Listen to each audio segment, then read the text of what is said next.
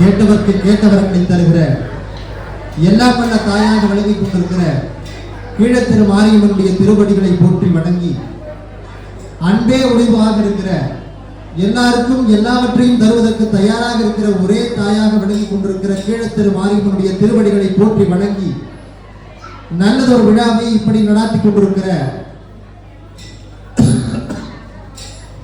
கீழத்திரு மாரியம்மன் கோயிலுடைய நிர்வாக பெருமக்களாக விளங்கிக் கொண்டிருக்கிற பிரேமா வீரசாமி அம்மா அவர்களை வணங்கி, கலியமூர்த்தி பிள்ளை அவர்களை வணங்கி, இந்த நிகழ்ச்சியை நடாத்துவதற்கு காரணமாக இருக்கிற அத்தனை பெரியவர்களையும் வணங்கி, ஆறுமுகம் ஐயா அவர்களை வணங்கி, இந்த நிகழ்ச்சியை நடாத்தி கொண்டிருக்கிற விஸ்வகர்மாவை சேர்ந்த ஐயா அத்தனை பேரும் அவர்களையும் என்னுடைய மனவழி மெய்களினாலே வணங்கி, நல்லதொரு வாய்ப்பை வழங்கிக் கொண்டிருக்கிற எல்லாம் வல்ல தாயாக வழங்கிக் கொண்டிருக்கிற கீழத்திரு மாரியம்மனுடைய அடிகளை போற்றி வணங்கி, ஓகேவா, ஒரு நல்ல நாள்ல ஒரு நல்ல அற்புதமான ஒரு ஏற்பாட்டை இன்றைக்கு செய்திருக்கிறார்கள். தீமிதி திருவிழா. உலகத்துல இருக்கிற எல்லாருமே வந்து சிதம்பரம் கோயில்னா முதல்ல ஞாபகம் வர்றது நடராஜருடைய திருக்கோயில். ரெண்டாவது, எந்த ஊருக்கு நாங்க போனாலும் கீழத்திரு மாரியம்மன் கோயிலுக்கு போவீங்களா அப்படின்னு கேட்பாங்க. அந்த அளவுக்கு உலக பிரசித்தி பெற்ற ஒரு திருக்கோயில்னு சொன்னா, கேட்டவர்க்கு அந்த ஆண்டு கேட்ட வரத்தை, அந்த ஆண்டு கேட்கிற பிரார்த்தனையை அடுத்த ஆண்டு தீமதிக்குள்ளே நடத்தி வைக்கிற ஒரே தாய் நம்முடைய உலகத்திலேயே கீழத்திரு மாரியம்மன் தான். அது உண்மை என்ன நீங்க கைதட்டுங்க.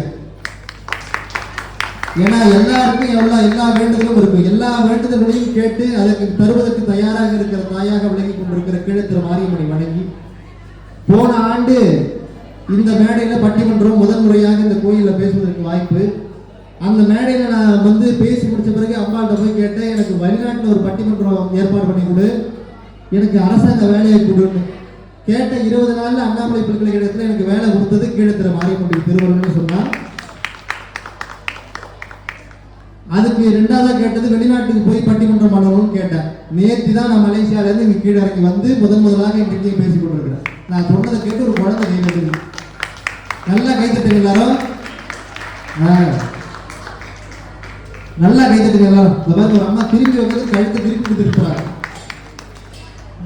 கேட்டதை கொடுப்பதற்கு ஒரு அன்னையுடைய உள்ளம் வேண்டும். ஒரு தாய் வந்து தான் தெரியும், ஒரு குழந்தை அழும்போது இந்த குழந்தைக்கு இது கொடுக்கணும் அப்படின்ற எண்ணம் வரும்.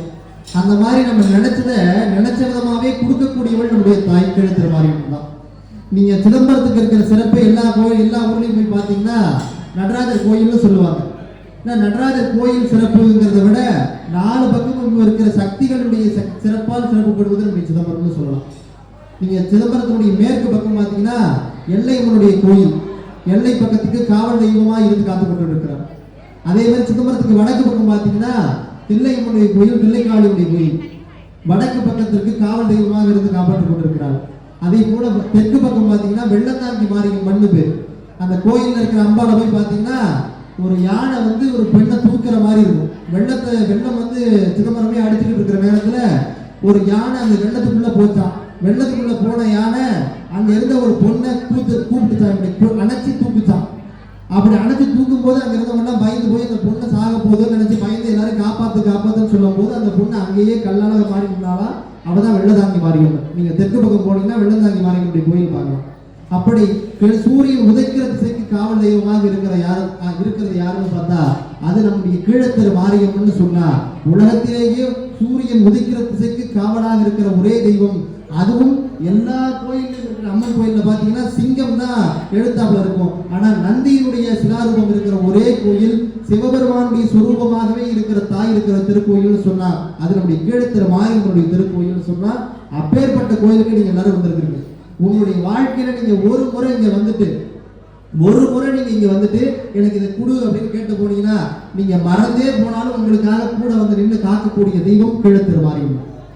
நான் மலேசியாவுக்கு போகும்போது பயந்துட்டே போனேன், எனக்கு ஏதாவது நடக்குமோ ஏதாவது நடக்குமோ அப்படின்னு. ஆனா நான் பயப்படுற மாதிரியான நேரங்கள்லையுமே கூட நான் நினைச்ச நேரத்துல வந்து நின்று என்னை காப்பாத்தி இங்க திரும்ப பத்திரமா கூட்டு வந்தது யாருன்னா கீழத்திரு மாரியம்மனுடைய திருவருள் என்று சொன்னால், அருமை பெரியவர்களை நீங்கள் அத்தனை பேரும் சிறப்பான ஒரு இடத்துல அமர்ந்து கேட்டுட்டு இருக்கீங்க இந்த நிகழ்ச்சியை. எங்க அம்மா வந்து அம்மனுடைய பக்தி. காலைல ஏஞ்சி குளிச்சு அந்த ஈர துணியோட கோயிலுக்கு வருவாங்க. நான் எங்க அம்மாவுக்கு அம்மாவா நினைக்கிறது கீழத்திரு மாரியம்மன். எனக்கும் தாயாக இருந்து, என் தந்தைக்கும் தாயாக இருந்து, என் தாய்க்கும் தாயாக இருந்து, உங்கள் அத்தனை பேருக்கும் தாயாக இருந்து உங்களை எல்லாம் காப்பவள் யாருன்னு சொன்னால் நம்முடைய கீழ்த்தர் மாரியம்மன் என்று சொன்னால், அப்படிப்பட்ட ஒரு திருக்கோயிலை இப்போ நல்ல ஏற்பாடுல ஒரு பட்டிமன்றம் ஏற்பாடு பண்ணி இன்றைய பக்தியையும் பண்பாட்டையும் போற்றி வளர்ப்பது அன்றைய தலைமுறையா இன்றைய தலைமுறையா அப்படின்னு ஒரு அற்புதமான தலைப்பு கொடுத்து பேச வச்சிருக்கிறாங்க. எல்லாரும் அமைதியா உட்காந்து கேட்குறீங்கன்றது ரொம்ப சந்தோஷமா இருக்கு.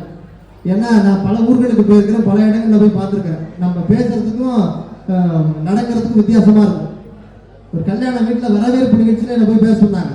நான் இங்க ஒரு மைக்கை பிடிச்சிட்டு ஆரம்பிச்சேன்.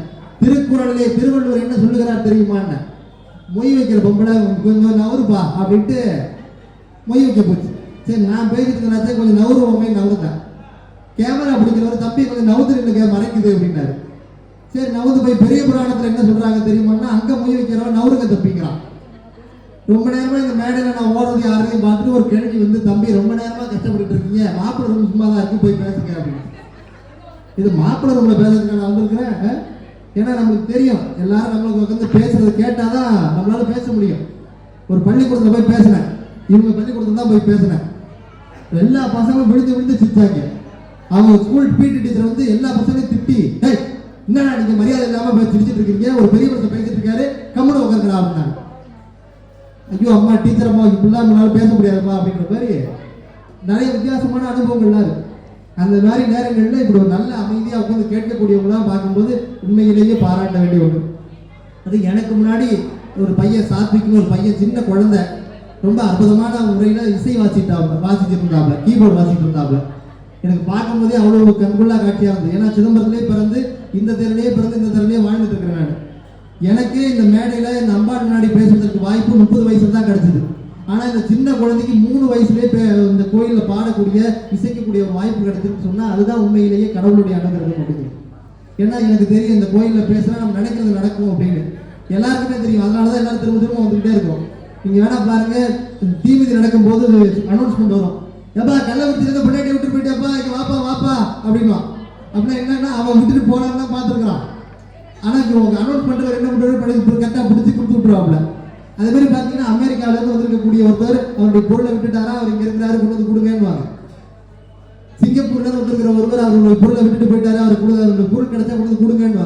அப்படின்னா என்ன அர்த்தம்னா, எங்கெங்கேயோ இருக்கிறவங்க கூட ஆடி முதல் வெள்ளியில கொடியேற்றம் நடக்கிற கோயில், திங்கக்கிழமை ஆனதுமா திருப்பதி நடக்கிற கோயில் தெரிஞ்சு வச்சுக்கிட்டு வாழ்க்கை முழுக்க விரதம் இருந்து 10 நாளும் இந்த கோயிலுக்கு வரணுன்ற நேர்த்தியோடு கடனோட இருந்து உலகத்துல எங்க இருந்தாலும் வந்து தன்னுடைய நேர்த்தி கடனை தீர்த்து கொண்டிருக்கிறார்கள் சொன்னா, நீங்க உலகத்துல எங்க நின்று கெழுத்தர் மாரியம்மா என்ன காப்பாற்ற வேண்டியதா, உங்களை அங்க வந்து நின்று காப்பாற்றக்கூடிய தெய்வம் கெழுத்தர் மாரியம்மா. இம்மா நேரம் மூத்தரைக்க பேசுறதே ஒரு கைதட்டாங்க. இன்னைக்கு ஒரு தலைப்பு, அற்புதமான ஒரு தலைப்பு, பக்தியையும் பண்பாட்டையும் போற்றி வளர்ப்பது அன்றைய தலைமுறையா இன்றைய தலைமுறையா அப்படின்னு. கொஞ்சம் விசித்திரமான தலைப்பு தான். அந்த காலத்துல இருந்தவங்களாம் நல்லா பக்தியை வளர்த்தாங்களா, இந்த காலத்துல இருக்கிறவங்களாம் பக்தி அழகா வளர்க்குறாங்களா அப்படின்னு. பக்தி பண்பாடு அப்படிங்கிறது என்னன்னா நம்முடைய மனசுக்குள்ள இருக்கிறதா. கடவுள் மேல வைக்கிற பக்தி, தேசத்தின் மீது வைக்கிற பக்தி, கணவன் மீது வைத்திருக்கிற பக்தி, பிள்ளைகள் மேல வைத்திருக்கிற பக்தி, இப்படி பக்திங்கிறது பல விதமா இருக்கு. அதே மாதிரி பண்பாடு அப்படிங்கிறது என்ன, பண்பாடுங்கிறது என்னன்னா நம்முடைய பெரியவர்கள் எதையோ காத்து வைத்திருக்கிறார்கள், அதை அதனுடைய அம்சம் குறையாமலே நம்ம பின்பற்றிட்டு வர்றோங்கிறது தான் பண்பாடு. தன்னை நிறைத்து செலுத்துவானும் பைத்து அல்குள் விளைப்பகரும் ஆய்கொடியும் நல்லோருக்கு வைத்த அறப்புறம் கொண்டாடும் இம்மூவர் கைத்து முன்னார் கற்றறிந்தார் என்று நம்முடைய நாலடியார் சொல்லுகிறோம். அதாவது என்னன்னா, தன்னை நினைத்து தடுக்குவான், தன்னை பெரியாள் நினைச்சுக்குவானோ, தான் தான் பெரியாள் உலகத்திலேயே, தன்னை நினைச்சது யாரும் கிடையாதுன்னு நினைப்பானோ. பைத்து அல்குள் விளைப்பகரும் ஆய்கொடியும், தவறான பெண்ணுக்கு வீட்டுக்கு போறவங்க. அதே மாதிரி மூணாவது, நல்லோருக்கு வைத்த அறப்புறம் கொண்டாடும். நல்லோருக்கு வைத்த அறப்புறம் கொண்டாடும் என்ன அர்த்தம்னா, இவங்களுடைய மூதாதையர் ஒரு கல்வி சாலை வச்சிருப்பாங்க, இவங்க மூதாதையர் ஒரு அன்னதான சாலை வச்சிருப்பாங்க. அந்த அன்னதான சாலையை மூடிட்டு அந்த காசு இல்லைன்னு சொல்லுவான் ஒருத்தன், அவன் வீட்டுக்கெல்லாம் போய் சாப்பிடக்கூடாதுங்கிற. அதாவது தன்னுடைய தாயும் தந்தையும் அவருடைய தாயும் தந்தையும் செய்து வைத்திருக்கிற நல்ல காரியங்களை தொடாமல் அதை அப்படியே விட்டு விட்டு போகிறவங்களுடைய வீட்டில் போய் சாப்பிடவே கூடாது. அவங்க அப்பா எவ்வளவு நல்லது தெரியுமா, இவங்க வீட்டில் போய் சாப்பிட முடியுமா அப்படின்னு. அப்ப என்ன, தன்னுடைய தாயும் தந்தையும் அவருடைய தாயும் தந்தையும் தன்னுடைய மூதாதையர்கள்லாம் செய்த நல்ல காரியங்களை தொடர்ந்து செய்கிறது தான் என்னது, பண்பாடுங்கிறது. அப்படிப்பட்டவங்களுடைய வீட்டில் தான் போய் சாப்பிடணும்னு நான் சொல்லலை, நல்லா நாலடியார் சொல்லுது. அப்ப நல்ல விடயங்களை தொடர்ந்து செய்வது தான் பண்பாடு. 4 பேருக்கு உதவி பண்ணணுங்கிறது, கெட்ட விடயங்களுக்கு ஆளாகாம இருக்கிறது, மற்றவர்களுக்காக நல்லது செய்யணும்னு நினைக்கிறது, இந்த மாதிரியான சிந்தனைகள் தான் பண்பாடுங்கிறது. அப்ப இந்த பக்தியும் பண்பாட்டையும் சரியாக பின்பற்றுபவர்கள் நம்முடைய பெரியவர்களா இளைஞர்களா அப்படிங்கிறதா தலைப்பு. அன்றைய தலைமுறையா இன்றைய தலைமுறையா அப்படி அதெல்லாம் பேசுவதற்கு 4 அற்புதமான பேச்சாளர்கள் வந்திருக்கிறாங்க, அற்புதமாக பேசக்கூடியவர்கள். அன்றைய தலைமுறை தான் சிறந்த பக்திகாரங்க அப்படின்னு பேசுவதற்கு அற்புதமாக பேசக்கூடிய பேராசிரியர் கோ கதிரவன் அவர்கள், பொன்னதிட்டு கோ கதிரவன் அவர்கள். அவரு ஏஞ்சிலான்னு சொல்ல மாட்டாங்க, அற்புதமாக பேசக்கூடியவர். அவர் பார்த்தீங்கன்னா பேப்பர் பார்த்தீங்கன்னா 36 பக்கத்தில் எழுதியிருக்கிறாப்புல. அந்த அம்மாட்ட வேற பேப்பர் கேட்கிறாப்புல, பேப்பரை கொடுங்க, அந்த அளவுக்கு பாயிண்ட் எழுதி எழுதி எழுதி பேசுவாப்புல. அற்புதமாக பேசக்கூடிய பேச்சாளர் பொன்னதிட்டு கோ கதிரவன் அவர்கள். அன்றைய தலைமுறை தான் சிறந்த பக்திமான்கள் அப்படின்னு இல்லைங்க அப்படின்னு பேசுவதற்காக ஜொலிக்குதே பெருமாண்டமான்ற பேர் வந்திருக்காங்க பாருங்க. அவங்களும் அன்றைய தலைமுறையா இல்லை, இந்த தலைமுறைலாம் கிடையாது, அன்றைய தலைமுறையில் இருக்கிறவங்க தான் பக்தியும் பண்பாட்டையும் போற்றி வளர்த்துருக்கிறாங்க அப்படின்னு பேசுவதற்காகவே டை எடுத்துட்டு வந்திருக்கிறாங்க. அற்புதமாக பேசக்கூடிய சீமுக்குளூர் அரசு கலைக்கல்லூரியுடைய பேராசிரியர் மதிப்புக்குரிய முனைவர் கலைவாணி அவர்கள். நல்ல கை தட்டுங்க. இவங்க பேச்ச கேட்கறதா இவங்க வீட்டுக்காரருடைய வேலையை, என்ன சொன்னாலும் கேட்பாரு அவர். உண்மையை இப்ப அவங்க பேசுறது கேட்கறது தான் வந்திருக்கிறார். அவரும் அங்க உட்காந்துருக்கிறார் பாருங்க. அவங்க பேச்ச கேட்டாதான் அவருக்கு சோற. அவர் சொல்லிருக்கிறார், நான் தான் கேட்டுட்டு இருக்கிறேன் வீட்டுல, என்னையமா இங்க கூட்டு வரேன் அப்படின்னு இருக்கிறாங்க. அதெல்லாம் கிடையாது வா அப்படின்னு அடம்பிடிச்சு அவரை கூட்டு வந்திருக்கிறாங்க. அவரும் அற்புதமாக பேராசிரியர், விலங்கியல் துறையினுடைய பேராசிரியராக விளங்கி கொண்டிருக்கிற அற்புதமான ஐயா அவர்கள். அவர் வந்திருக்கிறாங்க அவங்களை கூட்டு வர்றதற்காக. இல்ல இன்றைய தலைமுறை தான் சிறந்து விளங்கக்கூடியவர்கள் அப்படின்னு பேசுவதற்காக தூளாமேடு அரசு நடுநிலைப் பள்ளியுடைய தலைமை ஆசிரியை, தமிழ்நாடு அரசுடைய நல்லாசிரியர் விருது பெற்ற அற்புதமான பேச்சாளர், இன்னும் பல விருதுகளை வாங்கியிருக்கிறாங்க. எனக்கு முதல்ல நான் நடராஜர் கோயிலுக்கு போய் சட்டநாதர் கும்பிடணும்னு சொல்லி கொடுத்தவங்க. நான் சைவ சித்தாந்த ரத்னம், சைவ சித்தாந்த நன்மணின்னு 2 பட்டங்களை வாங்கினேன். அந்த 2 பட்டங்கள் வாங்குவதற்கு காரணமாக இருந்தவங்க. அதே மாதிரி எங்கள் அம்மாவுக்கு அப்புறம் நான் அம்மான்னு மதிக்கிறது என்னுடைய தேவியக்கா அவர்கள். எங்கள் சித்தி, எங்கள் 2 பேர் 2 சித்தி இருக்கிறாங்க. அவங்கள மாதிரியே நானும் அவங்கள மதிச்சுட்டு இருக்கிறேன். இது வேற என் சித்தி கோச்சுக்கோம், என்ன சொல்லாமலே போயிட்டாலே அப்படின்னு. அப்படி நான் மதிக்கக்கூடிய அற்புதமாக என்னுடைய ஞான குருவாக விளங்கி கொண்டிருக்கிற என்னுடைய அக்கா தேவியக்கா அவர்கள். அதே மாதிரி ஆறுமுகனாவலர் மேல்நிலைப் பள்ளியுடைய தலைமை தமிழாசிரியர், நல்லாசிரியர் விருது பெற்ற ஆறுமுகனார் மேல்நிலைப் பள்ளியுடைய ஆசிரியர் செல்வம் ஐயா அவர்கள். அவர் பார்த்தீங்கன்னா சுட வந்திருக்கிறார். இப்போதான் சுட மாலை கட்டிதரில் ஒரு நிகழ்ச்சி பேசிட்டு அடுத்து இங்கே வந்திருக்கிறாப்புல. அப்படி ஒரே இடத்துல 2 இடத்துல பேசக்கூடிய ஒரு ஆற்றல் யாருக்கு இருக்குன்னா இவருக்கு தான் இருக்குது. அந்த பக்கம் பேசி முடிச்சுட்டு ஒரு 10 நிமிஷம் ஓடியாந்து திரும்ப இங்கே பேசுறதுக்காக வந்திருக்கிறாரு. உங்களுடைய கைத்தட்டோட இருந்தால் தான் எல்லாராலையும் பேச முடியும். நல்லா கைத்தட்டிங்கன்னா அவங்க கேட்பாங்க, பேசுவாங்க. பட்டிமன்றத்தினுடைய விவாதத்தை தொடங்கி வைப்பதற்காக நல்ல பேசக்கூடிய ஒரு பேச்சாளர். இன்றைய தலைமுறை தான் சிறந்த விளங்குதுன்னு பேசுவதற்காக அவங்க எக்ஸாம் நடந்துட்டு இருக்கும் போது அந்த பசங்கிட்ட பேப்பரை பிடிக்கி அதில் பாயிண்ட் எழுதி எடுத்து வந்திருக்கிறாங்க. அற்புதமாக பேசக்கூடிய பேராசிரியர் டாக்டர் கலைவாணி அவர்கள் உங்களுடைய கைத்தட்டோட வந்து பேச வராங்க. வாங்க. வைக்கிறதுங்கிறது இதான் முடியும்.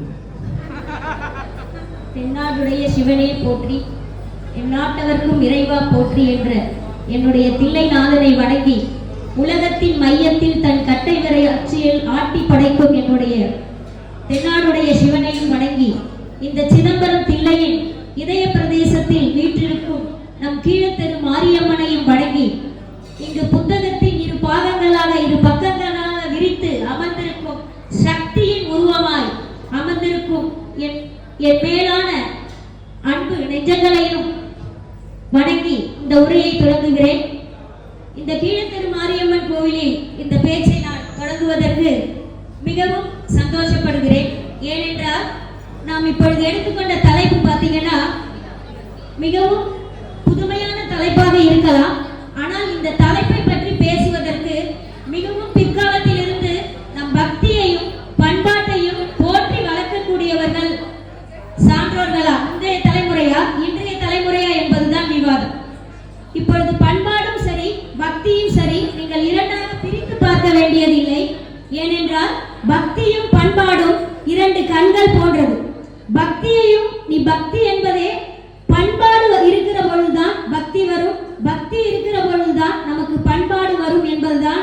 பண்பட்ட நிலத்தை நாம் எப்படி கீறி அவற்றை உழுது நாம் அதில் இருந்து விதை விதைத்து விருட்சம் உருவாக்குகிறோமோ பதறில்லாமல் வருவதற்கு பக்தி தேவை. அந்த பக்தி தேவை என்றால் அது பண்பட்டு இருக்க வேண்டும் என்பதுதான் அதனுடைய பொருளாக நான் உள்வாங்கிக் கொண்டது. நீங்களும் அப்படித்தான் உள்வாங்கிக் கொண்டிருப்பீர்கள் என்று நினைக்கிறேன். பக்தி பண்பாடு என்பது நம் முந்தைய கலாச்சாரத்தில் இருந்து இன்று வரை பெரிய பெரிய அறிஞர்களும் சரி, பெருமக்களும் சரி, தமிழர் பண்பாட்டை அடித்துக் கொள்வதற்கு இங்கு ஒரு பண்பாடே இல்லை என்று இன்று வரை பெரிய பெரிய அறிஞர்களும் வரலாற்று அறிஞர்களும் சொல்லிக் கொண்டிருக்கிறார்கள். அப்படி என்ன நீங்கள் பண்பாட்டையும் பக்தியும் பெருசாக உயர்த்தி பிடித்து விட்டீர்கள் என்று பார்த்தால், நாம் எங்கு சென்றாலும் சரி, நம் தமிழ்நாடு, இந்தியா, வியட்நாம் எங்கு சென்றாலும் சரி, நம் மூதாதையர்கள் கட்டி வைத்த கோயில்கள் இன்னும் இன்னும் அவற்றின் பெயர்களை சொல்லிக் கொண்டிருக்கிறது. ஐயா மலேசியா சென்று வந்திருக்கிறார், நாம் சிங்கப்பூர் செல்கிறோம். எங்கு பார்த்தாலும் ராஜராஜ சோழனாக இருக்கட்டும், ராஜேந்திர சோழனாக இருக்கட்டும், அவர்கள் கட்டிய கோயில்களும் பல்லவர்கள் கட்டிய கோயில்களும் இன்று வரைக்கும் நம்மளுடைய பண்பாட்டை உயர்த்தி நிற்கிறது. அதனால்தான் நம்மளுடைய விவசாயம் இன்று அழிந்து போயிருக்கிறது. விவசாயத்தை புனரமைப்போம், விவசாயத்திற்கு அனைவரும் வாருங்கள் என்று நாம் கூவி அழைக்கும் பொழுது கூட விவசாயிகள் கைவிடப்படுகிறார். ஏனென்றால் நம் பண்பாட்டு உணவு முறைகளையும் பண்பாட்டுகளையும் நாம் இழந்து விட்டோம் என்பதற்கு ஒரே ஒரு சான்றை மட்டும் சொல்கிறேன். இன்று நாம் முதலெல்லாம் பாத்தீங்கன்னா பண்பாட்டுக்கு பக்திக்கும் நம்ம பண்பாட்டுக்கு என்ன சொல்றோம் அப்படின்னு பாத்தீங்கன்னா, முதல்ல பாத்தீங்கன்னா நம்ம உணவு முறைகள்ல பழைய சாதம் சாப்பிடுறது ஒரு பண்பாடு அப்படின்னு சொல்லுவோம். இப்ப நீங்க சிதம்பரம் வீதியில நடந்து போனீங்கன்னா நம்மளுடைய பண்பாட்டு உணவே பாத்தீங்கன்னா rice, pot rice is equal to 125 rupees போடுறோம். அதுக்கு ஜிஎஸ்டி எவ்வளவுன்னு பாத்தீங்க 9 ரூபாய். பக்கத்துல சைடுல பாத்தீங்கன்னா ஒரு பெரிய பேனர் வச்சிருக்காங்க, அதுல பாத்தீங்கன்னா ஜிஎஸ்டி 9 ரூபாய் போட்டிருக்கான். அப்ப நம்மளுடைய அமெரிக்காவுல அதுக்கு பேட்ரைட் வாங்கிட்டு daily you are eating rice அப்படின்னு போட்டுட்டு அதனுடைய டாலர் பாத்தீங்கன்னா 280 ரூபாய். ஒரு சின்ன 100 மில்லி ரைஸ் எவ்வளவுங்க?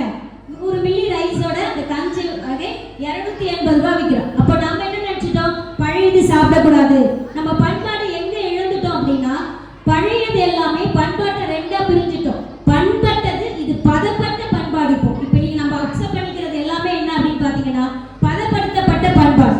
நம்ம பண்பாட்டுல இருந்து ஏன் இப்படி ஒதுங்கிட்டோம் அப்படின்னு பாத்தீங்கன்னா, எல்லா கொலாபரேஷன்ஸும் நமக்குள்ள வரும்போது நம்ம தாய்மொழி தமிழ்ன்றதை எப்படி நம்ம மறந்தோமோ அத மாதிரி நம்மளுடைய தமிழ் கடவுள் என்ன, நம்மளுடைய பக்தி என்ன, எல்லாத்தையுமே நம்ம மறந்துட்டோம்.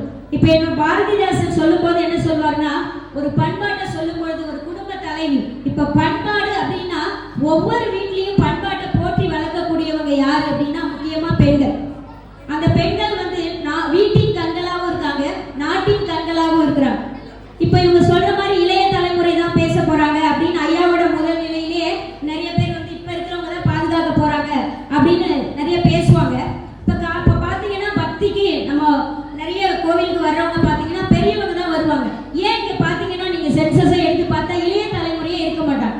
யார் சொல்றாங்க? எங்க இருக்காங்க ஐயா? கோயிலுக்கு டெய்லி போனா இளைஞர்கள் தான் வந்திருக்காங்க. இளைஞர்கள் தான் இப்ப வரும்போது பாத்தங்க ஐயா, ரொம்ப எப்படி இது கலாச்சார சீர்கேடா அது என்னன்னு தெரியல, இங்க சொல்லாமன்னு தெரியல, தவறா இருந்தா மன்னிச்சுக்கோங்க. தவறா இருக்குன்னா அது பத்தி பேசாத விட்டுறாங்க. இல்ல கொஞ்சம் சிக்கலான விஷயம், பட் சிக்கல்களை தீர்க்கிறதுக்கு அதை கன்சல்ட் பண்ணியே ஆகும். அதாவது உள்ள வரும்போதே பாத்தீங்கன்னா ஒரு 5 இளைஞர்கள் இருந்தாங்க. 5 இளைஞர்கள் பாத்தீங்கன்னா கோயிலுக்கு தான் வந்திருக்காங்க அப்படின்னு நாம நினைச்சுக்கிட்டோம். அப்படி பார்க்கும்போது அவங்க உண்மையிலேயே அவங்க தான் இவங்க சொல்ல போறீங்க பண்பாட்டையும் பக்தியும் வளர்க்கக்கூடியவங்க என்ன பண்றாங்கன்னா, அந்த சுவரோரமா நிக்கிறாங்க, யூனிஃபார்ம் கூட அப்படியே போட்டிருக்கா, ஸ்கூல் பேக் வச்சிருக்கா, எல்லாமே வச்சுட்டு 6 மணி 7 மணி வரைக்கும் உங்க கோயில்ல பக்தியை தான் வளர்க்குறாங்க. படிப்பு வந்து பக்தியோட படிக்கிறாங்க. பக்தி அது பயபக்தியோட படிக்கிறாங்க.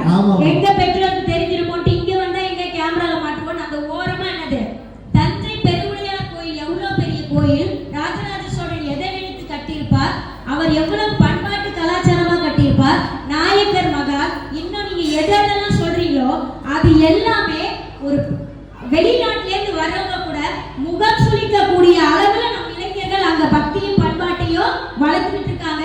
ஒவ்வொரு தூணுக்கு இடையிலையும் ஒவ்வொரு மரசந்துகளுக்கு இடையிலையும் என்ன பண்றாங்க, பக்தியும் பண்பாட்டையும் ரொம்ப பயபக்தியோட வளர்த்துட்டு இருக்காங்க. அவனே யாரும் பார்க்கப்படாதான் தனியா இருக்கான். இந்த அம்மா அதையே போய் பார்த்து வந்து மேடையில வர சொல்லுது. மேடையில இல்லையா, அது வந்து நிறைய பேர் வந்து இது வெளியில வரும்போது அதை சொல்றாங்க. அந்த அளவுக்கு தான் நம்ம இளைய தலைமுறை இன்னைக்கு வந்து பாத்தீங்கன்னா பண்பாட்டையும் பக்தியும் வளர்க்குறாங்க. நம்ம சும்மா சொல்லல. இப்ப ஏன் பண்பாட்டையும் பக்தியும் பாத்தீங்கன்னா ஒரு விவசாய இருக்கட்டும், நம்ம தங்கத்தையோ வைரத்தையோ வைக்கிறது இல்ல. எதை தூக்கி வச்சிருக்கோம்னா விதை நெல்லை தான் வச்சிருக்கோம். ஏன்னா இந்த உலகத்தின் அத்துணை விருட்சங்களும் அழிந்து விட்டாலும் நம்மளுடைய பூர்வாங்கங்கள் எங்கிருந்தாவது துளித்து விட வேண்டும் என்பதற்காக விதை நெல்லையே கோபுரத்தின் உச்சியில் தூக்கி நிறுத்தினார். அப்படிதான் எங்களுடைய விதை நெல்லாக இருக்கக்கூடியவர்கள் தான் எங்களுடைய சான்றோர்கள். ஆகவே அதனால இன்னைக்கு என்ன பண்றோம்னா நம்ம நிறைய விஷயத்தை இன்னும் இழந்துட்டோம். இப்ப பாத்தீங்கன்னா ஃபேர் அண்ட் லவ்லி எல்லாம் போடுறோம், உங்களுக்கே தெரியாது, நமக்கு எல்லாருக்கும் தெரியும். எந்த காலத்துலயும் ஃபேர் அண்ட் லவ்லி போட்டாலும் என்னது ஸ்கின் வெள்ளையா ஆகாது அப்படின்றது நமக்கு எல்லாருமே தெரியும். அதெல்லாம் தெரியுதா மேடம்? ஏன் போட்டு வந்தீங்க? நான் போடலையா, போட்டவங்களுக்கு சொல்றேன். அப்ப என்ன சொல்றான், அந்த காலத்துல மஞ்சள் பூசுங்க அப்படின்னு நம்ம பெண்கள் கிட்ட என்ன சொன்னோம், மஞ்சள் பூசுங்க, மெஞ்சி போடுங்க, வளையல் போடுங்க அப்படின்னு சொல்றோம். இதெல்லாம் இப்ப என்ன நினைச்சுக்கிட்டாங்க, இதெல்லாம் சும்மா ஏதோ போற போக்குல வேலை இல்லாதவங்க சொல்றாங்க, பாட்டி சொல்றாங்க அப்படின்னு சொல்லிட்டு நினைச்சிட்டாங்க. இப்ப அது அமெரிக்காக்காரர் என்ன பண்றான், கோல் லெவல், அதாவது கறி இருக்கு இல்லைங்களா, கறியை சேர்த்து ஒரு பேஸ்ட் நம்ம கொடுக்குறோம், கோல் பேஸ்ட். கோல் பேஸ்ட்னு ஒன்று கொடுக்குறாங்க. அது மட்டும் இல்லாம ஒரு விளம்பரக்காரங்க நம்மள கரெக்டா பிடிச்சிட்டான், நீங்க சாப்பிடும் சோத்தில் உப்பு இருக்கிறதா அப்படின்னு கேட்கிறான். ஏன் அப்படின்னா நம்ம எல்லாத்தையுமே உண்மையிலேயே நீ திங்கிற சோத்துல உப்பு இருக்கா அப்படின்னு கிராமத்துல கேட்பாங்க. அதைதான் அவனு கேட்கறான், நீங்க இப்ப உங்க பேஸ்ட்ல உப்பு இருக்கிறதா அப்படின்னு நீங்க புரிஞ்சுக்க கூடாது. உண்மையிலேயே நீ திங்கிற சோத்துல உப்பு இருக்குதா, நான் எல்லாத்தையும் உங்ககிட்ட இருந்து பறிச்சுட்டேன், பீஸாவை சாப்பிடு, பர்கரை சாப்பிடு, என்னென்னலாம் வெஸ்டர்ன் ஃபுட் இருக்கோ அதை எல்லாத்தையும் நம்ம என்ன பண்ணிட்டோம், நம்ம சாப்பிட ஆரம்பிச்சிட்டோம். கோயில்ல ஒரு கொண்டைய எடுத்துட்டு கையேந்துனா நம்ம பசங்க எவ்வளோ, ஒரு இளைய தலைமுறை வந்து இப்ப வருஷத்துல நின்று நிறைய பேர் வாங்கினாங்க, பிரசாதம் வாங்கினாங்க, ஒருத்தர் கூட சின்ன பசங்க இருக்க மாட்டாங்க. ஆனா இதே பையன் பீஸா பர்கர் சாப்பிடணும், அந்த பானிபூரி சாப்பிடணும், என்ன பண்ணுவான், உடனே அந்த கூட்டமே பாத்தீங்கன்னா அங்கதான் நிப்பான், அவன் கையேந்தி பவன்ல சாப்பிடறதுக்கும் அசிங்கப்பட மாட்டான். இப்படிதான் நம்ம இளைய தலைமுறை என்ன பண்றான்னா பண்பாட்டை வளர்த்துட்டு இருக்கா. ஆகவே அது மட்டும் இல்ல, கடைசியா ஒரு விஷயத்தை சொல்லிடுறேன். இப்போ நம்ம பாத்தீங்கன்னா அதே மாதிரி நம்ம பாரதிதாசன் சொல்ல மாதிரி நம்ம சிதம்பரம் மாநகர்ல நாங்கெல்லாம் பண்பாட்டை வளர்க்கலாம் அப்படின்னுட்டு காலையிலே எழுந்து குரடு போல் கூட்டி மாமியார் எழுந்திருக்கவங்க கோழியை எழுப்பி வாசல் தெளித்து கூட்டலான்ட்டு மார்கழி மாசத்துல கோழியை நீங்க எழுப்பீங்களா? கோழியை ஞாயிற்றுக்கிழமை தான் போய் நிறைய பேர் எழுப்புவாங்க, சீக்கிரமா வேகமா வேகம் விட்டு. உங்க ஆண்கள் இனம் தான் அப்படி. அதுக்கு முன்னாடி எங்க வீட்டையா எழுந்திருச்சு கோழியை எழுப்பி விட்டுருவாரு, எங்களையும் எழுப்பி விட்டு படுத்துருவாரு, உங்களை எழுப்பிட்டு ஆரம்பிடுவாரு. ஆமா, அது வந்து அப்ப வீட்டுக்காரர் நீங்க ஒரு அலாரமா யூஸ் பண்றீங்க. ஆமாங்கய்யா. ஆகவே அதுக்காக என்ன பண்றா, நம்ம ஒரு சிவபுரி அந்த மாதிரி ஒரு ஏதோ ஒரு ஏரியால நாங்க காலையில எழுந்திருச்சு வாசல்லாம் தெளிச்சு கூட்டலாம் அப்படின்ட்டு கூட்டி கோலத்தெல்லாம் போட்டுக்கிட்டு இருக்கோங்க ஐயா. போட்டுக்கிட்டு இருக்கும்போது என்ன பண்ணா, நம்ம இளைய தலைமுறை அங்க இருந்து வந்து கிடுகிடு பைக்ல வரோம்.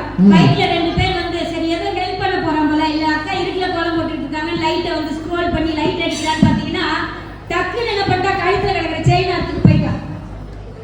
புரியுதுங்களா ஐயா? அந்த நேரத்துலயே உங்க வீட்டுக்காரர் தூக்கிட்டு தான் இருக்கிறாரு. ஐயா வந்து அவர் வந்து என்ன நினைக்கிறாருன்னா, ஆண் சமூகம் நமக்கு மிகுந்த பாதுகாப்பு, நம்ம அண்ணன் தம்பிங்க எல்லாம் பாதுகாப்பு பண்ணிடுவாங்கன்ற ஒரு நம்பிக்கையில இருக்காரு ஐயா. அவரோட 2 தம்பிகள் வந்து லைட் அடிக்கிற மாதிரி அடிச்சு கழுத்துல இருக்கிற செயின் என்ன பண்ணிட்டாருன்னா நம்மளோட இளைய தலைமுறை அறுத்துட்டு போயிட்டாரு. அதான் அதுக்குதான் இப்ப மெட்ராஸ்ல என்ன பண்றாங்க, ஸ்டிக்கர் ஒட்டுறாங்க. அதை விட ராத்திரியில யாரும் வெளில வரக்கூடாதுன்றதுக்காக தரையில ஸ்டிக்கர் ஒட்டிடுறது. எவ்வளவு தான் இருக்க முடியும் இப்ப?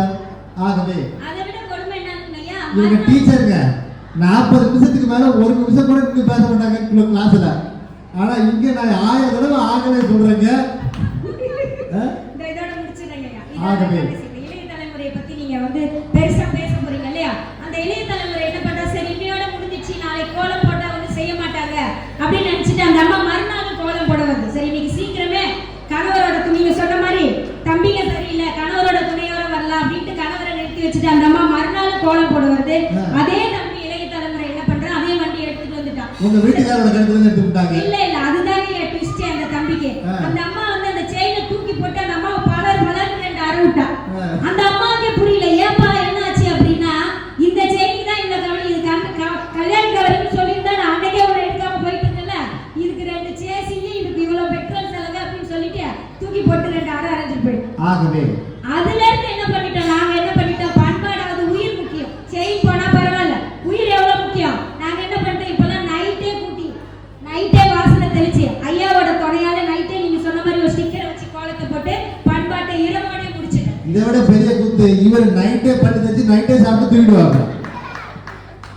ஆகவே அதனால பண்பாட்டும் பக்தியும் பிற சகோதர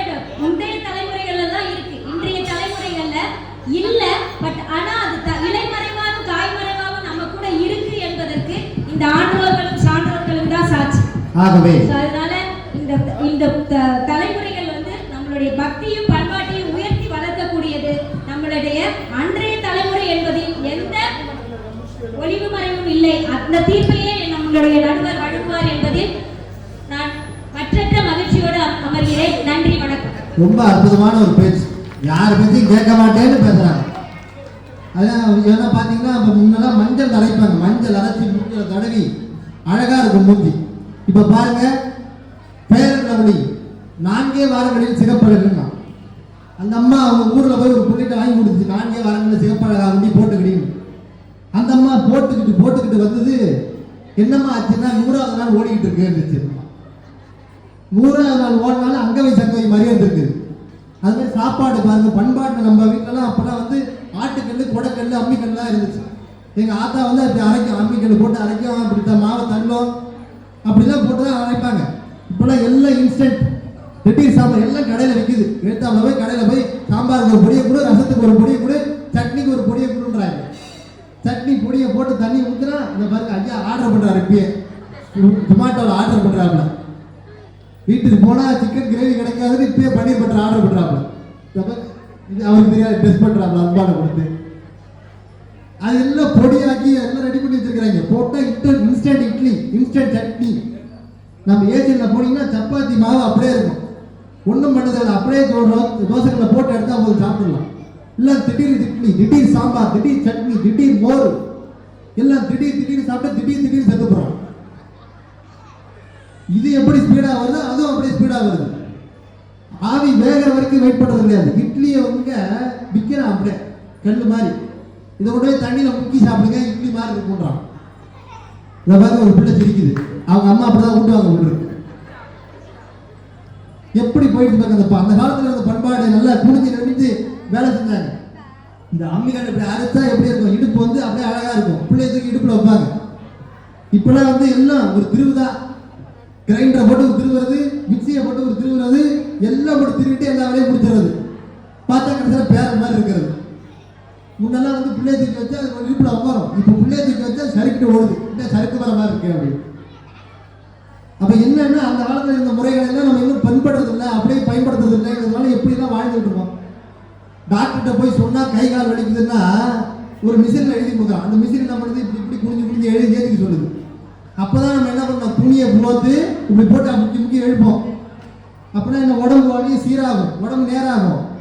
இப்போலாம் நம்ம எல்லாத்தையும் மாறி பண்பாடெல்லாம் விட்டுட்டு புதிய யுகங்களுக்கு போறோன்ற பேர்ல பழைய விட்டுட்டு நம்ம வியாதிகளை வாங்கிக்கிறோம்னு பேசியிருக்கிறாங்க. எவ்வளவு அற்புதமான ஒரு பேச்சு பாருங்க. இன்னும் அண்டர்லைன் பண்ணி வச்சிருக்காங்க, இதெல்லாம் சொல்லலான்னு. ராத்திரி அவங்க வீட்டுக்கிட்ட போய் இதெல்லாம் சொன்னாதான் அவங்களுக்கு தூக்கமே வரும். அதுக்கு பதில் பேசுவதற்காக அற்புதமாக பேசக்கூடிய பேச்சாளர் ஆறுமுக நாவலர் மேல்நிலைப் பள்ளியினுடைய தலைமை தமிழாசிரியர், நல்லாசிரியர் விருது பெற்ற ஐயா செல்வம் ஐயா அவர்கள் வராங்க. அற்புதமா பேசுவார் பாருங்க. இவர் எத்தனை பேர் 5 நிமிஷத்துல 5 பேசுவார். நல்லது.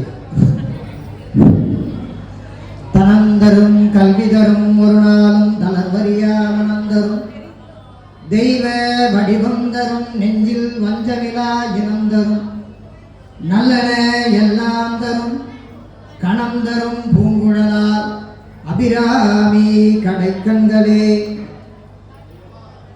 என்று என்னை நீ சந்திக்கிறாயோ அன்று நான் உன்னை சந்திக்கிறேன். மாரியம்மன் ஆலய வாக்கு. யாரெல்லாம் இந்த ஆலயத்தில் வந்து எப்போ மாரியம்மனுடைய முகத்தை பார்த்து தரிசனம் செய்கிறார்களோ அப்பொழுது அந்த மாரியம்மன் நமக்கு அருள் தருவாள் என்பது எல்லளவும் மையமில்லை. எதிரணியில் பேசிட்டு போனவங்க 5 இளைஞர்கள் மட்டும்தான் குறிப்பிட்டு பார்த்துருக்குறாங்க. அந்த 5 இளைஞர்கள் எதுக்கு வந்தாங்கங்கிறது அவங்களுக்கு தெரியல. அவங்க சாமி கூட வந்திருக்காங்க. சாமி தாயா கும்பிட வந்தாங்க. பக்தியையும் பண்பாட்டையும் வளர்ப்பது இன்றைய தலைமுறை தான்.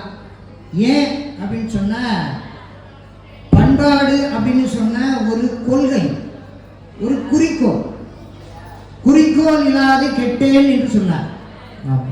குறிக்கோளோட வாழ்ந்தால் உயர்ந்த வெற்றியை பெறலாம். குறிக்கோளோட வாழணுங்கிறதுக்கு ஒரு உதாரணம் சொல்றார்.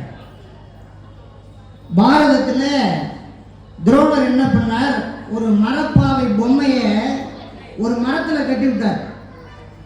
கட்டி விட்டு அந்த மரப்பாவை பொம்மையினுடைய கழுத்தை மட்டும் அடிச்சு வீழ்த்தணும் அம்பால அப்படின்றார். முதல்ல தர்மரை கூப்பிடுறார். தர்மா, மரத்தில் இருக்கக்கூடிய கிளை தெரிகிறதா? தெரிகிறது. மரப்பாவை தெரிகிறதா? தெரிகிறது. அந்த காகம் தெரிகிறதா? தெரிகிறது. இல்ல, கீழே விட்டாரு, கிளம்புறான்ட்டு. அடுத்தது துரியோதனை கூப்பிட்டார். துரியோதனா, மரம் தெரிகிறதா? தெரிகிறது. கிளை தெரிகிறதா? தெரிகிறது. காகம் தெரிகிறதா? தெரிகிறது. நீனும் 50 கீழே கிளம்புறான்ட்டார். கேட்ட கேள்விக்கு ஒழுங்கா பதில் சொன்னா இப்படிதான் பண்ணுவாங்க. அதுதான் இந்த அணி. அதுக்காக தான் சொல்றேன், இன்னும் ஒழுங்கான பதில் வரல. அடுத்து அர்ஜுனனை கூப்பிட்டார். அர்ஜுனனை கூப்பிட்டு, மரம் தெரிகிறதா? தெரியவில்லை. கிளை தெரிகிறதா? தெரியவில்லை. காகம் தெரிகிறதா? தெரியவில்லை. காகத்தினுடைய கண் தெரிகிறதா? தெரியவில்லை. என்னடா நீ எது கேட்டாலும் தெரியலங்கிற. அவங்கெல்லாம் தெரியுதுன்னாங்க, நீ தெரியலங்கிறிய. பின்ன என்னதாண்டா அவனுக்கு தெரியுதுன்னு கேட்டார். எனக்கு அந்த காகத்தினுடைய கழுத்து மட்டும் தெரிகிறது அப்படின்னா விட்ரா பண்ணார். விட்டா இலக்கை நோக்கி வெற்றி அடைந்தார். அப்ப இன்றைய இளைஞர்கள் இலக்கை நோக்கி பயணம் செய்யக்கூடிய இளைஞர்கள்.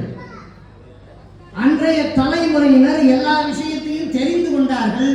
தெரிந்த விஷயத்தை இளைஞர்களுக்கு சொல்லித்தர மறந்தார்கள். நாம தெரிஞ்சுக்கிட்டதை எதுக்கு இவன்ட்டு சொல்லணும். அதுக்காக தான் அந்த படமே எடுத்தான், 7ஆம் அறிவுன்னு படம். இந்த 7ஆம் அறிவு படத்தினுடைய கருத்தே என்னன்னா, போதி தர்மர் இந்தியாவில் இங்கு பிறந்து வளர்ந்தவர், எல்லா கலையும் அறிந்தவர். இங்கே உள்ள மக்களுக்கு சொல்லாம போயிட்டார் சீனாவுக்கு. அங்கே போய் கற்றுக்கிறார். அதே மாரி தான் அப்போ உள்ளவங்க, அதே மாரி தான் அப்போ உள்ள தலைமுறையினர் எல்லாத்தையும் தெரிஞ்சிருப்பாங்க. நான் இல்லைன்னா சொல்ல வரல. ஆனால் அதை முறையா இன்றைய தலைமுறையினருக்கு சொல்லிக் கொடுக்க மறந்து விட்டார். அதோட மட்டும் இல்லை, அவங்க சொன்னாங்க 5 பேர் கோயிலுக்கு வந்தாங்க, அங்கே நிற்கிறாங்க, யூனிஃபார்மோட நிற்கிறாங்கன்றாங்க. அதுக்கு என்ன காரணம்னு அவங்க கண்ணோட்டம் தெரியல. என்ன காரணம் அப்படின்னு சொன்னா, பக்தியையும் பண்பாட்டையும் வளர்க்கக்கூடிய இடம் கோயில். ஆமா, ஏன் அப்படின்னு சொன்னா அதுக்கு 3 காரணம் தான் இருக்கு. என்ன 3 காரணம் அப்படின்னு சொன்னா, ஒன்று, சிறந்த கலைகளை உள்ளடக்கிய இடம் கோயில். அந்த 5 மாணவர்கள் எதுக்கு வந்தாங்க? கோயிலில் சிற்பங்கள் இருக்கிறது, அந்த சிற்பங்களுடைய அம்சம் எப்படி இருக்கிறது என்று நுணுக்கி பார்க்கிறான், குனிஞ்சு பார்க்கிறான், உள்ள பூந்து பார்க்கிறான், சந்து பூந்து பார்க்கிறான். எதுக்கு? இது எப்படி வரைஞ்சிருப்பா, இது எப்படி செதுக்கியிருப்பான், இதனுடைய கதை என்ன அப்படின்னு ஏதாவது ஓரளவு தெரிஞ்சிருப்பான். தெரிஞ்சு கொண்ட பிறகு அதை என்ன செய்யறான், வீட்டில் போய் அதை பற்றி மேலும் தெரிந்து கொள்ள வேண்டும் என்கின்ற ஆர்வம் வருகிறது அந்த மாணவனுக்கு. அதற்கு அந்த இடம் பக்தியையும் பண்பாட்டையும் வளர்க்க இடம் கோயில், அந்த கலைகளை வளர்க்கக்கூடிய இடம். 2வது, அந்த தெய்வத்தை தொழுவதற்கான இடம் இந்த பக்தியையும் பண்பாட்டையும் வளர்க்கக்கூடிய இடம். 3வது, மக்கள் எல்லோரும் ஒன்று கூடி ஒரு நல்ல காரியத்தை செய்வதற்கு ஏற்ற இடம் இந்த பக்தியையும் பண்பாட்டையும் வளர்க்கக்கூடிய இடம் இந்த இளைஞர்களிடம். ஆகவே நான் இன்னும் ஆரம்பிக்கவே இல்லையா, இதோ முடிச்சிடுறையா, நம்ம முடிக்கிறோம். அப்படியா? சரி, அப்ப நான் ஒரு சின்ன ஒரு நகைச்சுவை மட்டும் சொல்லிட்டு நிற்கிறேன். ஒரு சின்னது மட்டும். அதை அடுத்து வரவங்கள்ட்ட நீங்க சொல்லிட்டீங்கன்னா அவங்க சிறப்பாக செஞ்சிருவாங்க. இருந்தாலும் ஒரு நிமிஷத்துல முடிச்சிடுறேன். அந்த காலத்து பெரியவர்கள் ஒருத்தர் என்ன பண்ணாரு, பெருமாளை கும்பிடுறதுக்காக திருப்பதி போனார். இவங்களை போல பெரியவங்க போய் கும்பிட போனவங்க கூட்ட நெரிசல்ல ஜெர்கண்டிங்கன்னா அது போயிட்டே இருந்தாரு. போற வழியில உண்டியலை பார்த்தார். உண்டியலை பார்த்தோன்னு சரி, பெருமாளுக்கு வந்த இடத்துல பணம் போடணும்னு அவசரமா சட்டப்பையிலேருந்து பணம் எடுத்தார். பணம் எடுத்தது பார்த்தா 10 ரூபா நோட்டு, அதை பழசு கிழிஞ்சு போயிருக்கு. பார்த்தார், ஆகா, சாமிகிட்ட போட்டது செல்லாம போடுமா, போடுவோன்ட்டு உண்டியலில் போட்டார் 10 ரூபாய். போட்டுட்டு கொஞ்சம் தூரம் நடந்து போனார்ல, பின்னாடியே ஒருத்தர் வந்து அவர் தோலை தொட்டு அமைக்கி, சாமி இந்தாங்க அப்படின்னார். 2000 ரூபா பணத்தை கொடுத்தார். 2000 மட்டும்லாம் இப்போ செல்லார். 2000 ரூபா பணத்தை கொடுத்தார். ரொம்ப முடியாத ஒருத்தருக்கு, அதனால உண்டியலில் போட முடியல. சரி, நம்ம போய் திருப்பி போட்டுட்டு வரோம்ட்டு திருப்பி போய் உண்டியலில் போட்டுட்டு வெளியில் வந்தார். வெளியில் வந்தாங்க 2 பேரும் ஒன்றா வந்தான். யாரு? இந்த முதியவர்கள் 2 பேரும், அன்றைய தலைமுறை 2 பேரும் ஒன்றா வந்தார்ல. வரும்பொழுது அந்த 2000 ரூபாய் பணம் கொடுத்தாரு பாருங்க. அவர் சொன்னார், சார் நீங்க ரொம்ப கிரேட் சார் அப்படின்னா. எதுக்கு சொல்றீங்க அப்படின்னா, ஆமா 2000 ரூபாய் பணம் கொடுத்தல அதை நீங்க உண்டியல்ல போட்டீங்க பாருங்க, நீங்க தான் ரொம்ப கிரேட் அப்படின்னு. ஏன் சார் உங்க பணம் தானே அது, நீங்க உண்டியலுக்கு வர முடியுங்கிறதுனால நான் போட்டேன். அப்படி இல்லை சார், நீங்க உங்க பையிலேருந்து பணம் எடுத்தீங்கல்ல 10 ரூபா, அந்த 10 ரூபா பணம் எடுக்கும்போது 2000 ரூபா நோட்டு கீழே விட்டுச்சு சார், அது உங்க பணம் தான். தமானது நெஞ்சு யாருக்கு, அன்றைய தலைமுறை. அப்ப பார்த்து பார்த்து செலவு பண்றான் சாமிக்கும். அப்ப எப்படி அன்றைய தலைமுறையினர் இப்படி இந்த பக்தியையும் பண்பாட்டையும் இப்ப வளர்க்க போறாங்க. இன்றைய தலைமுறையினர் நேர்மறையான சிந்தனைகள், புதிய சிந்தனைகள், விடாமுயற்சி, இந்த வகையான சிந்தனைகள்லாம் இருக்கின்ற காரணத்தினாலே இன்றைய தலைமுறையினர் பக்தியையும் பண்பாட்டையும் ஆலயங்களிலே போற்றி வளர்ப்பதிலே சிறந்து இருப்பார்கள் என்கின்ற நல்லதொரு கருத்தை வழங்குவீர்கள் என்ற நம்பிக்கையோடு இடம் சார்கிறேன். நன்றி, வணக்கம். அற்புதமா பேசினாரு. பதில் பேசுவதற்காக பேராசிரியர் பொன்னுதிட்டு கோ கதிரவன் அவர்கள் உங்களுடைய கைத்தட்டலோட.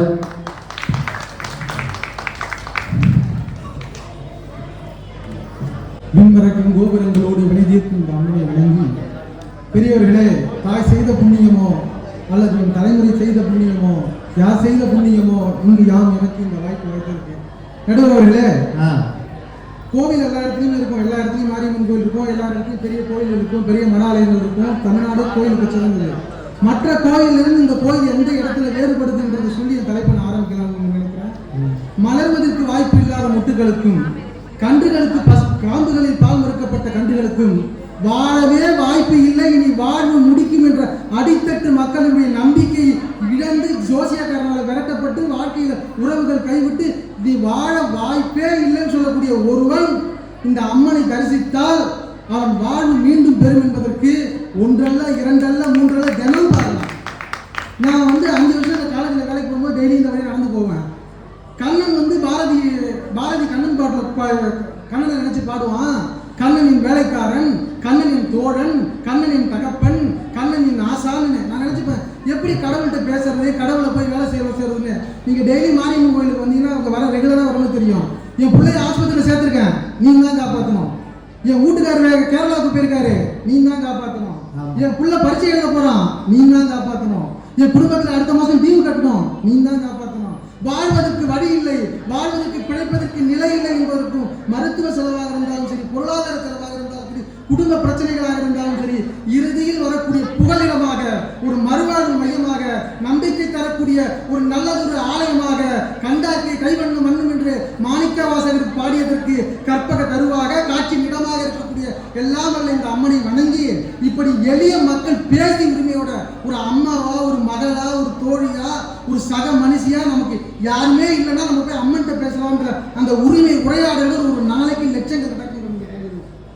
ஆனால் இன்றைக்கு தலைமுறை எப்படி இருக்கு, இது எதை நோக்கி பேசிக்கிட்டு இருக்கு அப்படின்னு சொன்னா, நான் நிறைய நேரம் பேச விரும்பல, நேரம் சொல்றாரு நடுவர்களே. காலங்காலமா எல்லாருக்குமே தலைப்புல என்ன சொல்லுவாங்க அப்படின்னா, பக்தி என்பது அன்றைக்கு இருந்தது, இன்றைக்கு இருந்தது.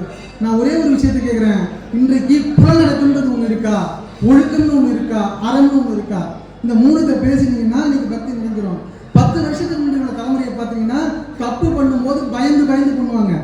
சிகரெட் குடிக்கிறவன் ஏதோ ஒரு மூலையில போய் சிகரெட் குடிச்சுக்கிட்டு இருந்தான், பாட்டில் குடிக்கிறவன் ஏதோ ஒரு மூலையில போய் குடிச்சுக்கிட்டு இருந்தான், தப்பு பண்ணு நினைக்கிறவன் ஒரு இருட்டான மறைவான இடத்தை தேடிக்கிட்டு போயிட்டு இருந்தான். ஆனா இன்றைக்கு காலகட்டத்தில் தப்பு பண்றவன் வெளிப்படையா பண்றான், தப்பு பண்ணாம இருக்கிறவன் பயந்து ஓடிக்கிட்டு இருக்கிறான். இந்த வேறுபாட்டை நீங்க புரிஞ்சுக்கிட்டீங்கன்னா பக்தி இந்த காலத்துல இருக்கா, அந்த காலத்துல இருக்கான்றான். வாழ்வின் அறம் என்பது என்ன? 10 வருஷத்துக்கு நீங்க வீட்டுக்கு நீங்க வந்தீங்கன்னா எங்க பாட்டி வாசல் உட்காந்துருக்கோம், கணக்கு வீட்டுல போய் சாப்பிட்டு போ அப்படின்னு சொல்லும், சொல்லிட்டு சாப்பிட்டு போடணும். 10 வருஷம் கழிச்சு 5 வருஷத்துல எங்க அம்மா சொன்னாங்க, வீட்டுல சாப்பிடுறீங்களான்னு கேட்டாங்க. இப்ப எங்க வீட்டுல இருக்கிறவங்க கேட்பாங்க, நீங்க வரும்போதே சாப்பிட்டு தான் வந்திருக்கீங்க, தண்ணி குடிச்சுட்டு தான் வந்திருப்பீங்க, என்ன செய்தி சொல்லுங்க. அந்த அளவுக்கு வாழ்க்கை வாழ்ந்து போச்சு. இல்லறம் அப்படின்னு சொன்னோம். தமிழர்களை பொறுத்தவரை திருமணம் என்பது என்ன சொன்னீங்கன்னா, 10 பொருத்தம் பார்த்து 9 நவரங்கள் ஒன்று கூடி 8 தெற்கு முழங்க 7 ஜென்மங்கள் வாழ்க்கை பேசி 6 சுவை உணவு போட்டு 5 பூதங்களை சாட்சியாக வைத்து 3 வேதங்கள் ஓடி 3 முடிச்சு போட்டு 2 மனங்கள் ஒன்றாய் கலப்பதான் திருமணம்னா, இன்றைக்கு அந்த திருமண பந்தத்துல இப்படி சேர்ந்து வாழக்கூடிய வாழ்க்கை என்ன சொன்னா, உலகத்திலேயே எல்லா சமயங்களிலும் எல்லா நாடுகளிலும் திருமணம் என்ன சொன்னா, ஒரு ஆண் பெண்ணுக்கும் ஒரு பெண் ஆணுக்காக வாழக்கூடிய வாழ்க்கை தமிழ் சமூகம் மட்டும்தான் சொல்லுது, ஒரு ஆணும் பெண்ணும் இந்த சமுதாயத்தில் நல்லது செய்யறதுக்காக நீ கல்யாணம் பண்றா, நல்லது செய்யறதுக்காக நீ செய்யறான்னு சொல்லி திருமணத்தை அறமாக மதித்த சமூகம் இந்த சமூகம். ஆகவே ஆனா நீ கல்யாணம் பண்றதுக்கு முன்னாடியே கேட்டுக்கலாம், நீங்க எங்க ஒர்க் பண்றீங்க? இன்போசிஸ் தான் கல்யாணம் பண்ணுது, பியும் தான் கல்யாணம் பண்ணுது, டாக்டர் தான் கல்யாணம் பண்றான், மனுஷன் கல்யாணம் பண்றதே கிடையாது. ஐயா எங்க முடிச்சிருக்காப்ல, இன்னும் நடக்கல. ஐயா MBA PhD முடிச்சிருக்காரு, அவருக்கு நடக்கல. அதாவது நம்ம தான் இப்படி இருக்கோம், நம்ம போற இடமா நல்ல இடமா இருக்குன்னு பாக்குறேன். அது என்ன மாதிரியே வாய்ப்புது எனக்கு. அதாவது இவர் எப்படி பேசுவாரு எனக்கு தெரியும், இது எப்படி ஏவாயிரம் சொல்றதுக்கு தான் அவரை விட்டு சொல்ல வச்சேன். இதே நம்ம உங்களுக்கு இருக்குன்னு எனக்கு தெரியும், அதனால தான் நானே சொன்னேன். ஏன்னா அவர் சொல்லிட்டாருங்க, எங்க சித்தி உட்காந்துருக்காங்க, பெரியமா உட்காந்துருக்காங்க, அம்மா ரொம்ப நாளா எனக்கு யாரும் எதுவும் பண்ணல, நீங்களா சொல்லுங்க. நீங்க நானும் சொல்லிட்டேன். நான் சொன்னது இந்த அம்மாட்ட இல்ல, அந்த அம்மாட்டையும் சொல்லிட்டேன். அதனால நடக்கும் நான் நம்புறேன். நடுவர்களே நல்லா பேசிட்டார்ல, முடிச்சிடுறேன். நான் பக்தி ஆன்மீகம் இதெல்லாம் நீங்க பேசுங்க, ஏன்னா அவர் விஷயத்த நான் சொல்லிட்டேன், அதனால அவர் அப்படிதான் சொல்லுவார். நான் வந்து பக்தி ஆன்மீகம் ரொம்ப தூரம் இல்லைங்க. இன்றைக்கு இருக்கக்கூடிய பசங்களுக்கு அவன் MBA முடிச்சிருக்கான், MCOM முடிச்சிருக்கான், ஒரு நாளைக்கு 70 ஸ்டூடெண்ட்டை பார்க்குறேன். ஒரு காலத்தில் வாத்தியாரை கண்டா நம்ம ஆளுங்க எழுதி நிற்பாங்க, கரெக்டாக முடிச்சிடணும். வாத்தியாரை கண்டா நம்ம போய் பயப்படுத்தே நிற்போம். இன்னைக்கு பசங்களை கண்டா வாத்தியார் போயிட்டாங்க, ஒன்றும் கிடையாது. பொது இடத்துல இருக்கக்கூடிய கழிப்பிடங்களை பயன்படுத்துறது எப்படின்னு நமக்கு தெரியல, அந்த பண்பாடே தெரியல. பொது இடத்துல எச்சு துப்பக்கூடாதுன்றது நமக்கு தெரியல, பொது இடத்துல எப்படி நடந்துக்கணும் நமக்கு தெரியல. ஆக இந்த மண்ணில் 2 காவியங்கள் தோன்றின, ஒன்று மகாபாரதம், இன்னொன்று ராமாயணம். உன்னுடைய புலநடக்கங்களை நீ கட்டுப்படா வச்சிருந்தீங்கன்னா நீ எவ்வளவு பெரிய அரசனாக இருந்தாலும் இந்த மண்ணோடு மண்ணா போவன்ற ஒற்றை வரியினுடைய காவியம். அது 1000 மரம் சொல்லி இருந்துக்கலாம். பொறாமை ஒரு இடத்துல ஒரு மனிதனுக்கு தோன்றினால் அவன் எவ்வளவு பெரிய சாம்ராஜ்யமாக இருந்தாலும் நல்ல குணமாக இருந்தாலும் தன் வாழ்வை இழப்பான்னு சொன்ன மகாபாரதம். இது 2ஐயும் இந்த இடத்திற்கு சொல்வதற்கு முன்பு அறம் செய்ய விரும்பு என்று படித்தது சென்ற தலைமுறை. இன்றைக்கு மெக்கானிக்கை உருவாக்குறோம், டாக்டர் உருவாக்குறோம், ஐயா முடிஞ்சா கொஞ்சம் மனுஷனை உருவாக்கணும்னு சொல்லி எல்லாம் வல்ல அம்மனை பேசி எல்லாம் வல்ல அனைவருக்கும் வாய்ப்பு கொடுத்ததுக்கு நன்றி கூறி பிரியா விடைபெறுகிறேன். நன்றி, வணக்கம். ரொம்ப ரத்தன சுருக்கமா திருக்குறள் மாதிரி பேசியிருக்கிறாங்க. எவ்வளவு நேரம் முடிக்க முடியுமோ அவ்வளவு நேரத்துல எல்லா கதைகளையும் சொல்லி சொல்ல வேண்டியதையும் சொல்லிட்டீங்க. ஆக அடுத்ததாக தேவி அக்கா அவர்கள் அற்புதமாக பேசக்கூடிய நல்லாசிரியர் விருது பெற்ற திருமதி தேவி அக்கா அவர்கள். நடுவர் உள்ளிட்ட அவையை வணங்கி மகிழ்கிறேன். அக்கால தலைமுறை அப்படின்னாங்க, இக்காலத்துக்கு ஒரு உதாரணம் என்னன்னா நம்ம நடுவர் தான். அவர் இளைய தலைமுறையா இருந்து பக்தியை பத்தி இப்படி ஆன்மீக பட்டிமன்றம் ஒவ்வொரு ஊர்லயும் நடத்திட்டு இருக்கிறதே ஒரு முன்னுதாரணம் தான். இப்ப இது அக்காவா சொல்ற பாயிண்ட், நான் என்னவோ சொல்லி கொடுத்து பேசுற மாதிரி இப்படி பண்ணிட்டு போயிட்டேன். ஒண்ணும் இல்லை, அந்த காலத்துல எந்த ஊடக வசதி பொழுதுபோக்கு அம்சம் எதுவுமே இல்லாத காலத்துல மக்கள் வந்து போகக்கூடிய ஒரே இடமாக இருந்தது கோயில். அதனால கோயில்ல வந்து அக்கால தலைமுறை வந்து பக்தியை வளர்த்தாங்க, பண்பாட்டை வளர்த்தாங்கன்னாங்க. ஆனா இந்த காலத்துல பாத்தீங்கன்னா எவ்வளோ ஊடகங்கள் இருக்கு, எவ்வளோ நாடகங்கள் இருக்கு, விளையாட்டு அம்சம் இருக்கு, பத்தாயிரத்துக்கு அலைபேசி ஒண்ணு அல்லாடிட்டு இருக்கு. எல்லாத்தையும் துறந்து, எல்லாத்தையும் மறந்து, எல்லாத்தையும் வெறுத்து இன்றைய இளைஞர்கள் இவ்வளவு பேர் கோயில்ல வந்து உட்கார்ந்து சமூக பணி செய்யறாங்கன்னா அவங்களோட பக்தி ஒன்னேதான் காரணம். அதனால பல இடையூறுகள் இருந்தாலும் அது எல்லாவற்றையும் நீக்கி அம்பாளோட அருளை பெறணும், பக்தி மார்க்கமா போகணும், பக்தியோட நிறைய செய்யணும். இந்த பக்தி எடுத்துக்கிட்டீங்கன்னா பக்தி மட்டும் இல்ல, அதோட சேர்ந்து பண்பாட்டை வளர்க்குறாங்க. ஒரு அன்னதானம் போடுறாங்க, அங்க யார் இருக்கான்னு பார்த்தா இளைஞர்கள் சாமி தூக்குறாங்க. ஏன் இந்த கோயில்ல எடுத்துக்கோங்க, கோயில்ல குரு பூஜை செய்யறவங்க அத்தனை பேர் பார்த்தா இளைஞர்கள்.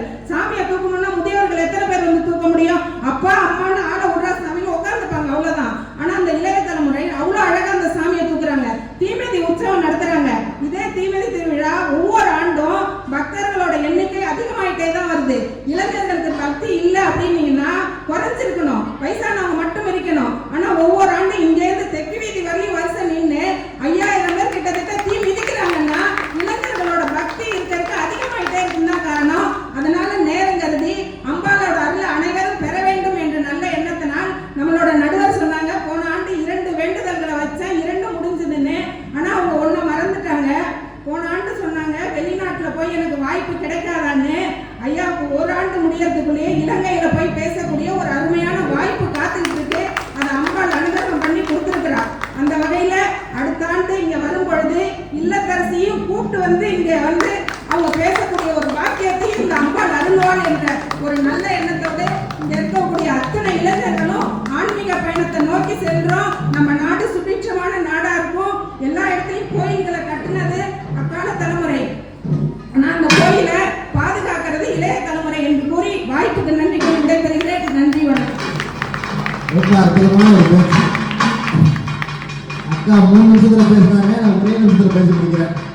நம்ம என்னதான் நம்ம பெரிய பெரிய கோயில்கள் நம்ம கண்முன்னாடி நின்னாலுமே கூட அந்த பழைய கோயில்களை காப்பாற்றுக்கு இந்த இளைஞர் தலைவர்களுடைய சிந்தனைகள் தான் காரணமாக இருக்கு.